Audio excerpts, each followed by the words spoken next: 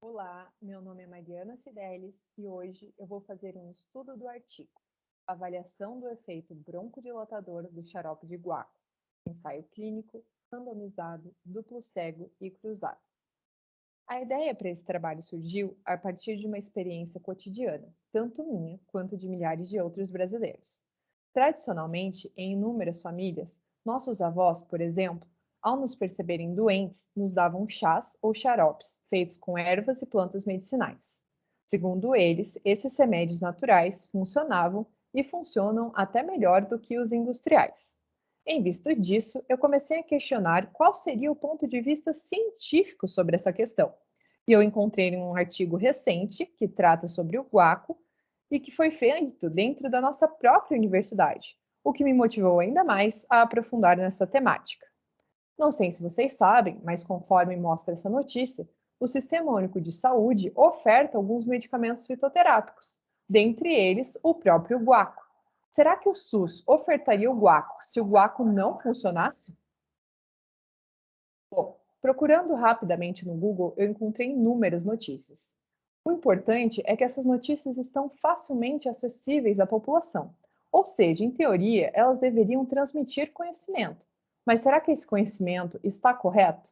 Nessa primeira notícia aqui, nós vemos que ele fala que o guaco foi comprovado cientificamente e que ele é bom para asma e para bronquite, pois ele tem um excelente efeito broncodilatador. Já nessas outras duas notícias, ele também cita o efeito broncodilatador. Cita ainda um efeito de bem-estar, mas alerta que necessita de indicação médica. Dito isso, chegamos no artigo original. Ele foi publicado online no dia 14 de fevereiro de 2020 e recebeu o apoio da Sociedade Brasileira de Farmacognosia. Na introdução, os autores nos lembram que o guaco sempre foi usado na forma de chá ou xarope para tratar as doenças respiratórias. E isso porque estudos anteriores o colocaram como um antitussígeno, um expectorante, um anti-inflamatório e um broncodilatador. Inclusive, a Anvisa diz que a gente deve usar o guaco para resfriados, gripes, bronquite, alérgica ou infecciosa. E, como eu disse anteriormente, ele está até disponível no SUS. A priori, a propriedade terapêutica dele estaria relacionada com a cumarina, que é um metabólito secundário de inúmeras plantas.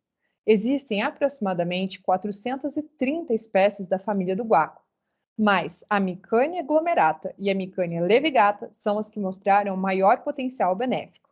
Porém, até julho de 2016, quando os autores começaram esse trabalho, ainda não havia nenhum estudo clínico avaliando os efeitos medicinais do guaco em seres humanos. Ou seja, ele estava sendo prescrito e ainda é prescrito sem ser baseado em evidências. Os autores, então, se indagaram se o guaco seria diferente do placebo e diferente do salbutamol. Aqui vale abrir um parênteses. Por que do salbutamol? Porque o salbutamol é um medicamento de referência para broncodilatação. Então, o objetivo desse trabalho foi avaliar a atividade broncodilatadora de início rápido do xarope de guaco em comparação com o salbutamol e com o placebo em pacientes broncoconstritos.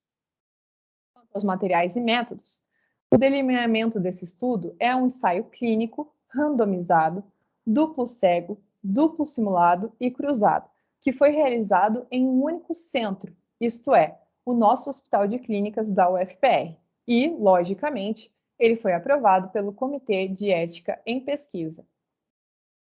Os critérios de inclusão foram pacientes com um quadro de asma persistente leve ou moderada, em decorrência de eles apresentarem broncoconstrição permanente.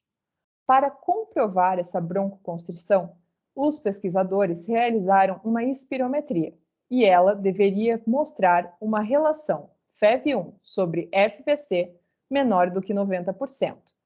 Foram incluídos pacientes do sexo feminino e do sexo masculino que não eram fumantes e que tinham uma idade entre 18 a 60 anos. Já os excluídos foram aqueles incapazes de compreender os procedimentos do estudo ou as suas implicações. Aqueles que tiveram AVCs ou infartos nos 3 meses que precederam esse estudo, ou um aneurisma de aorta em qualquer tempo, os que tinham pressão sistólica acima de 200 milímetros de mercúrio ou diastólica acima de 90, os epilépticos, os que tiveram infecção de vias aéreas nas 6 semanas que precederam o estudo, ou que tiveram uma broncoconstrição induzida na espirometria. Também aqueles que estavam com um quadro de asma exacerbado e as mulheres que estavam grávidas ou amamentando, e os pacientes em uso de inibidores de colinesterase e os fumantes.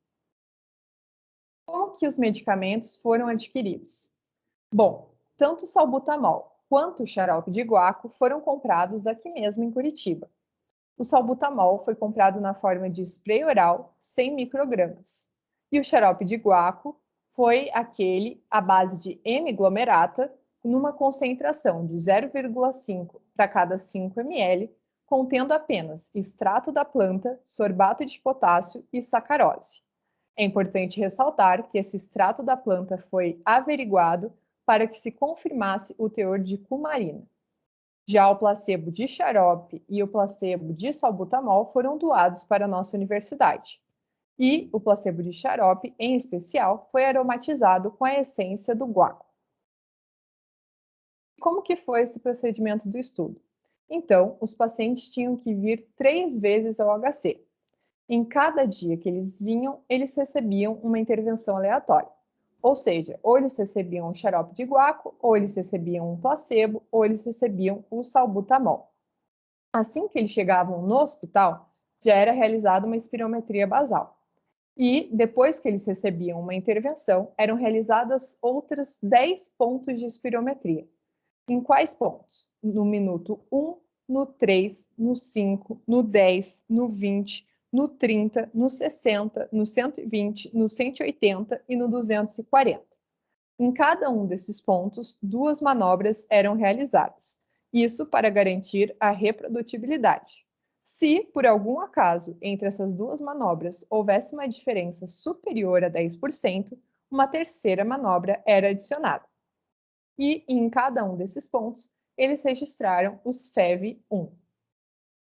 Aqui tem um esquema para vocês, detalhando mais como que isso funcionou, e eu quero agora que vocês imaginem que vocês foram um dos voluntários desse estudo. Então, eu vou dar um exemplo do que teria funcionado com vocês. Então, vocês chegariam no HC no primeiro dia e receberiam 15 ml de xarope de guaco e 4 jatos de placebo de salbutamol. Aí daria 24 horas. No segundo dia, vocês chegariam no HC e receberiam 4 jatos de salbutamol e 15 ml do placebo de xarope agora. E no terceiro dia, também 24 horas depois, vocês receberiam 15 ml do placebo de xarope e 4 jatos do placebo de salbutamol. Por que esse tempo mínimo de 24 horas entre uma visita e outra? Isso em decorrência da meia-vida do salbutamol, que é de 4 horas, e da cumarina, que é de 2 horas.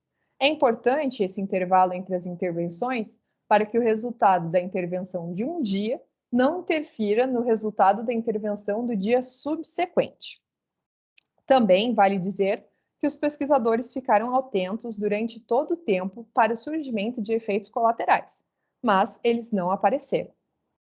Por fim, então, eles realizaram uma análise estatística. Para que o efeito broncodilatador fosse considerado positivo, eles levaram em conta um aumento de 200 ml do FEV1 mais 12% do basal, ou, alternativamente, um aumento de 200 ml mais 7% do valor predito do FEV1. Vale dizer que o valor predito é mais específico. Isso porque ele leva em consideração o peso e a altura do paciente. Com isso, eles calcularam as médias e os desvios padrões e compararam sempre 3 grupos: o guaco com o salbutamol, o guaco com o placebo e o salbutamol com o placebo, tanto em relação ao FEV absoluto, quanto em relação ao basal, quanto em relação ao predito. Todas essas comparações foram feitas no final com o teste T-Student e foi considerado significância estatística um P inferior a 0,05. Então agora vamos aos nossos resultados. Primeiramente, quem foram aqueles que de fato foram incluídos ou excluídos? Então, nós tivemos 62 voluntários, mas logo de cara, 42 foram excluídos. Isso porque eles não se incluíam nos critérios de inclusão ou eles negaram a participar do estudo posteriormente. Desses 20 que sobraram, que tinham uma média de 29 anos e todos tinham um IMC normal, eles foram alocados de forma totalmente aleatória. Na análise final, no entanto, 5 desses 20 foram retirados. Isso porque eles não tiveram uma resposta ao salbutamol. Aqui, nesse primeiro gráfico, nós temos, portanto, as variações do FEV1 absoluto ao longo do tempo para os 3 componentes da análise. O salbutamol, que nós enxergamos em azul, o placebo, que está em preto, e o xarope de guaco, que está em vermelho. Nós podemos perceber que o salbutamol se distancia dos demais. Ao longo de 180 minutos, ele foi capaz de aumentar o FEV1 em mais de 210 ml, preenchendo corretamente os critérios de broncodilatação. Esse aumento foi gradual e atingiu o pico com 440 ml. Mas, quanto ao placebo e ao xarope, apenas alguns pontos de alguns participantes preencheram o critério de broncodilatação. Só que, considerando a média, isso não foi estatisticamente significante.